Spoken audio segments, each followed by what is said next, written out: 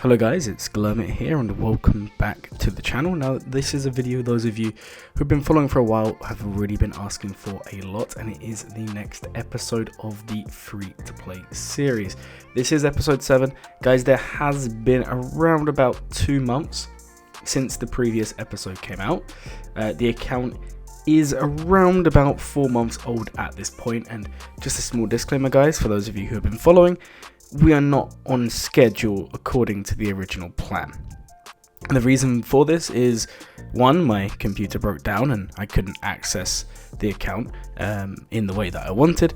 And the other reason is just I got really busy at the same time. I was still playing the game, so it's not a case of me not playing. Although when my computer broke, there was maybe a 2 or 3 week gap where I didn't really log in as much as I should have done. But now that's all sorted, and we're back on the account and playing each and every day. So since the last time I made a video, we have now applied 2 omicrons, and we have also now got 3 relics.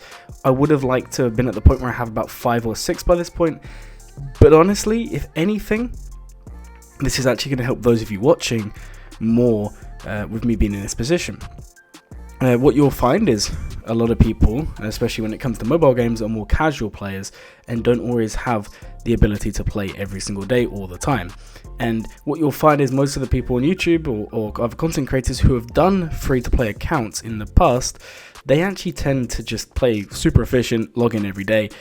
And whilst that's really good and really effective, they make amazing accounts, I think this will be a nice variation from that, because what you're going to find is some of you may be in my position. Maybe your iPhone or your Android phone breaks, or maybe your computer breaks and you can't log in properly, and then it's like very demoralizing when it comes to progression in the game because you feel like you've missed out on so much. And even though I haven't really missed out, obviously progress has been slower. So we're going to go back to daily uploads, or weekly uploads should I say. So every Friday there will be a video. This video may go out on a Friday. If it doesn't, then the next video will go out the following Friday. And hopefully you guys can kind of get some information and some knowledge on how to progress your accounts from this. So like I said, the progress hasn't necessarily been what we wanted. I would have liked to have had some progression towards the executor by this point, at least having 1 or 2 of those characters to relic, because that is an early farm we're going to be doing. However, what I do want to say is we have successfully farmed the Poncho Bros, Padawan Obi-Wan, and Master Qui-Gon to relics, which is a very nice start.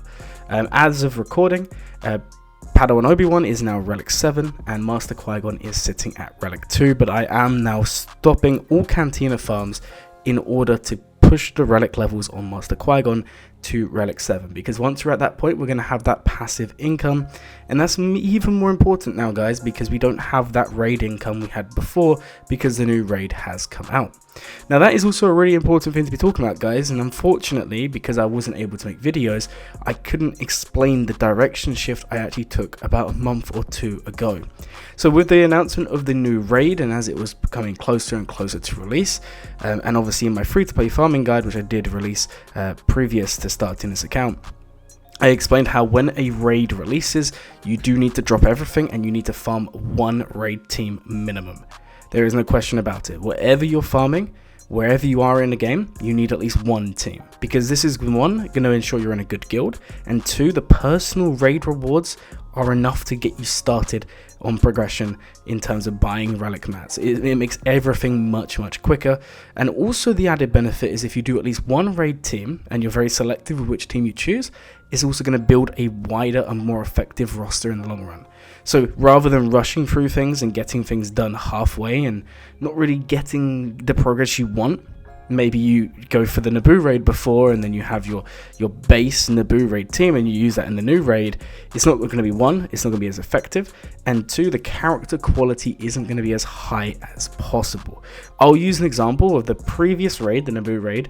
You might be someone who farmed the Poncho Bros and Queen Amidala if you're a later game and you have access to her through Conquest, or you might have been someone who goes for Jar Jar.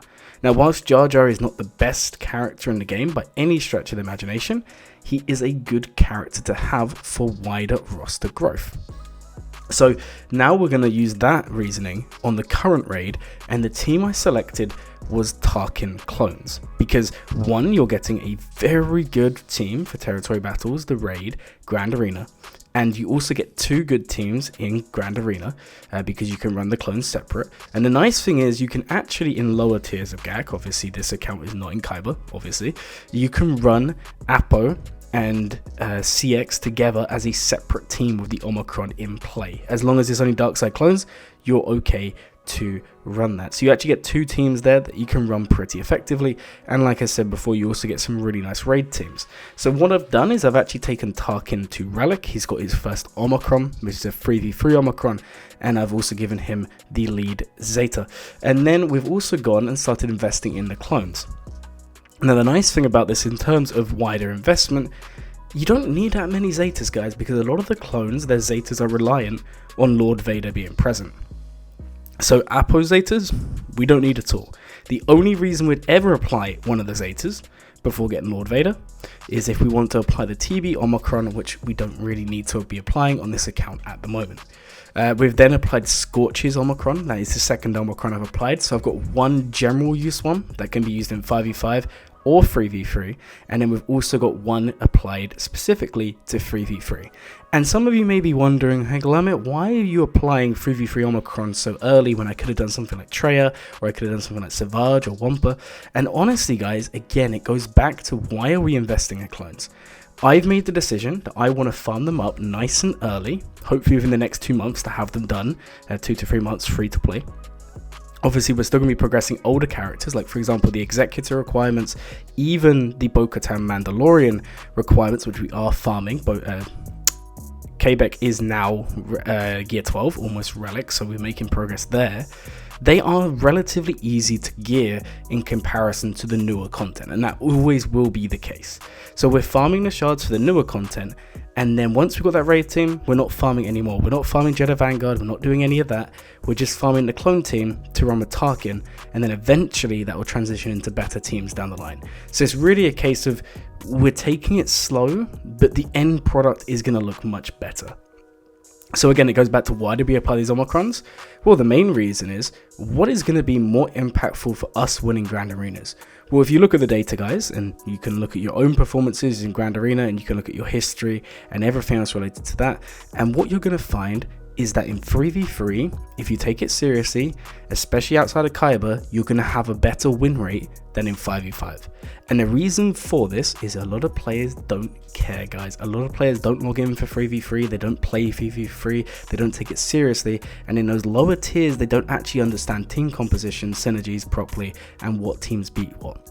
So for this reason, I applied Tarkin's Omicron, and when you pair that with Scorch, I'm actually getting some really nice holds already.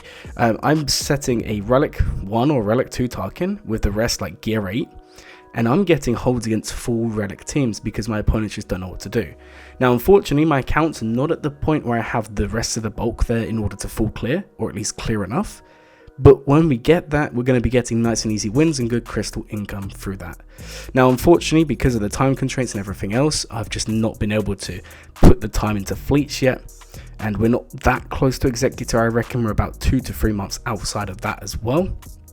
But once we do get Executor finished, because it is going to speed up a lot, obviously the characters are much older, so it's mainly a shard farming issue, and the relic levels aren't too hard to get. Most of them are like relic 5, obviously you have a couple of relic 8s in there, but that's perfectly fine. And once we do get Executor, obviously crystals will be fine, because then we'll be farming Dengar's ship as well, making everything nice and easy there. So guys, you'll see there's a lot of footage in the background playing. This is around about 1 week's worth of footage. What I did is I recorded it on my phone, and then as soon as I got a working computer, I've actually put it all together and edited it for you. So now you're going to see the new marquee event for the new pirate leader. And actually, you know what, this is a decent character for this account. So you guys remember we invested in Hondo nice and early, and now we actually have a character we can run with Hondo. And one of the things I'm liking about this team is you can actually run it relatively low gear.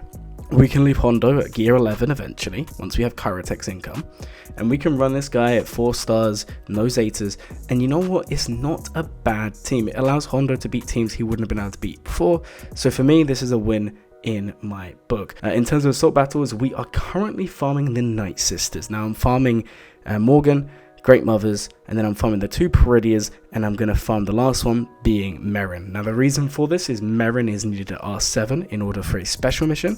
The whole team is very good in Territory War, very good in Grand Arena, it can beat certain Galactic Legends, and it's just overall a very nice team. So we've almost finished the shards farms for Morgan here. I think we have like 20 or 30 more shards left, which we're just going to get through the monthly rewards for logging in, and then we're going to start working on Great Mothers as soon as Master Qui-Gon is at Relic 7. Now we're not going to take him any higher than Relic 7, there's no point going to Relic 8 or Relic 9, it just isn't worth it for this account, but in general play they are going to be fine at Relic 7. In terms of what we're going to be running them with, well guys, we're just going to run them with Quebec for the considerable future, which is another reason why I don't really want to take the time and farm Jedi Vanguard, because they need a full Jedi Vanguard squad in order to actually run at full efficiency. If you don't have that full Jedi Vanguard team, then unfortunately a lot of the kits are locked out. And I've actually found from the main account, guys, that you can run Quebec with the Poncho Bros pretty good and successfully, and it also opens up some other possibilities. So something I've been thinking of doing on the side, and you will see me gearing up some Ewoks already, is General Skywalker these days is a very low hanging fruit, very easily accessible, because of how easy it is now to get the ships done and how easy it is now to gear characters up, especially older ones. I've actually been considering what Jedi team do I build. So I was thinking, if I do Ahsoka and if I do Jedi Knight Anakin, then I have a full 5-man Jedi team that's pretty decent, needed in other places, helps with fleets, and more importantly, it gets me working towards General Skywalker. Now I'm not saying we're going to farm him now, but I have been thinking about it and I have decided it is worth trying to insert him along the journey, because he isn't hard to get these days. He is obviously Zeta intensive, he's not the greatest character in the game like he was a few years ago, but he is still very good to have and something we can build without really diverting resources elsewhere. Because when you look at it, guys, there's only really 1 or 2 characters you actually have to shard farm normally, and I think that's only Shaq T. Everyone else is relatively easy to get hold of. They're all just either Journey Guide event characters, or even better, you just get them from like the Galactic War store, the Cantina store, and so forth, right? So it's not too hard to get them done. So I thought, why not do that and get a low-hanging fruit epic confrontation unlocked nice and early. So we have been preparing for the gas event. Hopefully I'll have that done as well within good time, because what you need to remember, guys, is when it comes to older characters, you can just gear them up without really diverting resources away from the newer ones, because a lot of these newer characters, I'm just getting stuck behind Kyrotech, and the same with relicking characters. So the older characters, when they don't require Kyrotech to gear 12, is perfectly fine. And as you guys will know, and a lot of you have seen the video I made a few years ago on the gas event, you don't need the whole teams at Relic. You can honestly do it with 1 or 2 relics or just good mods overall.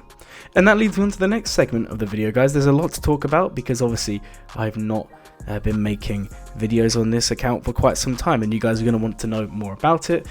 So in terms of mods on the account, I actually have a decent mods inventory building, and the best thing is, because of the Padawan Obi-Wan event, I've already been utilizing it. I've already got almost 26 dots. Now some of you may be screaming at me and saying, Glurmit, why are you already 6-dotting mods? I have 3 or 4 relic characters already, gear 12 included. Why would I be 6-dotting mods already? Well guys, I'm very much of the opinion that I would rather get a character that I'm using long term. For example, Padawan Obi-Wan, Master Qui-Gon. Just mod them, give them the 6-dot mods and not touch them again. Because I'm not going to be taking their mods, I'm not going to be swapping them. I'm more of a believer, especially these days, that low gearing events isn't necessarily in my interest for older events. Especially when you think Ewoks or anything like this, because if we go for Leia one day, which we will, you're going to need them at Relic anyway. Getting them to gear 12 isn't too intensive, and obviously at gear 12 you get those 6 dots anyway. So we've actually been 6-dotting mods, farming mods are nice and well. I would have liked to have more. Again, it's just a case of those days where I couldn't log in properly. We did store a little bit on mods, but we got our first 300 speed character, guys. Master Qui-Gon sitting at about 303, 304 speed. It's not the greatest, but for where my account is right now, it's perfect. He literally outspeeds everything I go up against that's not a Galactic Legend, and thankfully we haven't faced a Galactic Legend yet, guys. But if you want to see more of the mods, it is going to be shown at the end of the video. I've got to scroll down in my hot utils report. It shows the Zetas, mods, and everything else combined. Now in terms of Zetas, we've actually taken a detour. Like I said, we're farming the clones, so unfortunately most of my Zetas have been going there. So we've got 2 applied already. We've got one on Disguised Clone Trooper, we've got one on Scorch, obviously one on Tarkin. I think we have his unique, I'm not 100% sure, I can't remember if I've applied that, because I also applied Tarkin Zetas on the main account, so sometimes I confuse myself with which ones we've applied. But yeah, I've just been going through the stores, buying everything I can, and hopefully once the guild I'm in rotates into the new raid, we can start getting good scores. And funny enough, because of the effectiveness of Tarkin and Apo, I'm actually going to be getting a better score with this raid than I was with the previous one, which I think a lot of you are going to be having similar outcomes with. Now, in terms of the general farms, obviously we are still farming Bo-Katan Mandalorian, but that is dependent on getting BAM, it's dependent on a lot of other things, but we are working towards it each and every day. Like I said, I've already got K-Beck to gear 12, he's almost relic, so that will be one off the checklist. And I would have liked to be a little bit closer now, but let's say from today, if I can have Executor, Bo, and General Skywalker within 3 to 4 months, I would still consider this a good account, all things considered. Alright guys, we're in the final segment of the video. So this is a detailed look at the account. I also go through and star up any characters that need starring up, for example the Geos, everything like this. You'll see that I have all the Geo ships now, and I actually have Malevolence ready to unlock. That is the ship I went through for with my get 3 currency, or get 2 currencies should I say. However, I don't have Grievous. I'm like 10-15 shards off. So once we get Grievous unlocked, we're going to Zeta him, we're going to run that as our fleet, and then we should be able to climb in Fleet Arena. We're not going to be able to get top 10 or top 20 because unfortunately guys, there's just too many Executors already in the shard, but it will at least allow us to start climbing. Also, I'm debating whether I take a couple of the Geos to Relic, just for this exact reason, to make that fleet better, but that's something I'll decide further on in time. Guys, I hope you enjoyed this video. It did take a while to record, so please do leave a like, comment, or subscribe if you did enjoy it. Again, I apologize for the lack of content lately. I also apologize for the lack of progress on this account. The account was not dead. I was playing on it. It's just I was really limited due to time and everything else. But do expect those weekly videos to return. I hope you guys enjoyed the video. If you did, like I said, please like, comment, subscribe. My name is Glurmit, and as always, guys, have a glurmin day.